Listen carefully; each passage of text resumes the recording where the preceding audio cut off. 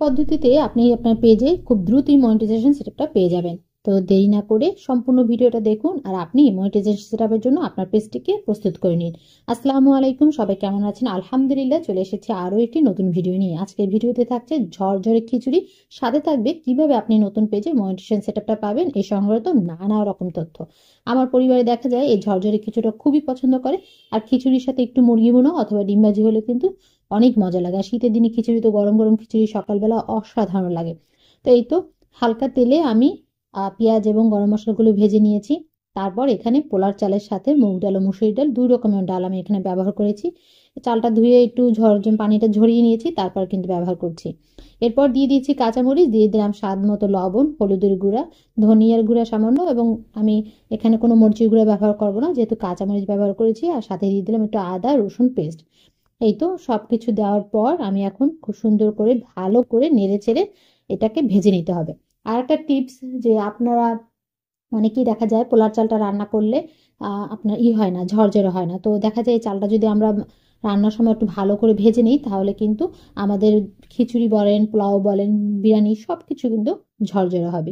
এই তো খুব ভালো করে নেড়ে চেড়ে এটাকে ভেজে নিতে হবে। তারপর পরিমাণ অনুযায়ী এখানে পানি আমি অ্যাড করে দিব।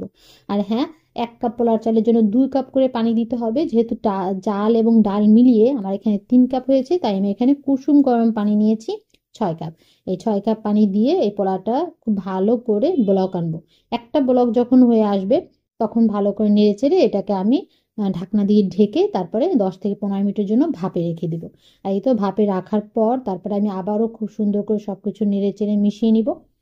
এই তো এভাবেই রান্না হয়ে যাবে ঝটপট ঝরঝরে খিচুড়ি।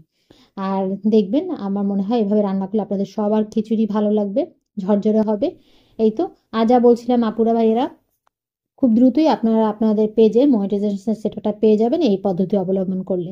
অনেকেই অনেক কথা বলে আপনাকে এটা করতে হবে, আপনাকে ওটা করতে হবে, আসলে এগুলো কিছুই না। টাইম মেনটেন করে যদি আপনি প্রতিনিয়ত ভিডিও আপলোড দিতে পারেন, এটাই হচ্ছে সবচেয়ে বড় নিয়ম। এই নিয়মের বাহিরে আর কোনো নিয়মই নেই। দেখা যাচ্ছে আমরা একদিনে একটা ভিডিও দিয়ে ফেলি, আবার একদিনে এত বেশি খুশি হয়ে যায়, এত বেশি কাজের স্পিড থাকে যে 5 থেকে 6টা ভিডিও দিয়ে দিই, কিন্তু পরের দিন কোনো খোঁজই থাকে না। এটাই হচ্ছে আমাদের পেজ ডাউন হওয়ার সবচেয়ে মূল কারণ।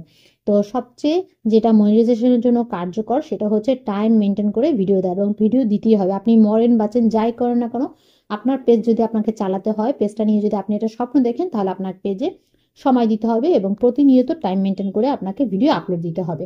আর হ্যাঁ, আপনি যদি 4টা ভিডিও আপলোড দেন তাহলে ওই টাইম অনুযায়ী আপনাকে 4টা ভিডিও আপলোড দিতে হবে। এই জিনিসটা মাথায় রাখবেন, তাহলে দেখবেন খুব দ্রুতই কিন্তু আপনারা মনিটাইজেশন সেটআপটা পেয়ে যাবেন। এই তো আপুরে ভাইয়েরা দেখুন, মাশাল্লাহ খিচুড়িটার কালারটা কিন্তু অনেক বেশি সুন্দর এসেছে। আশা করছি আমার এই আজকের ভিডিওটা আপনাদের সবার কাছে ভালো লেগেছে। যদি ভালো লেগে থাকে লাইক কমেন্ট শেয়ার অবশ্যই করবেন। আজ এ পর্যন্তই, ধন্যবাদ।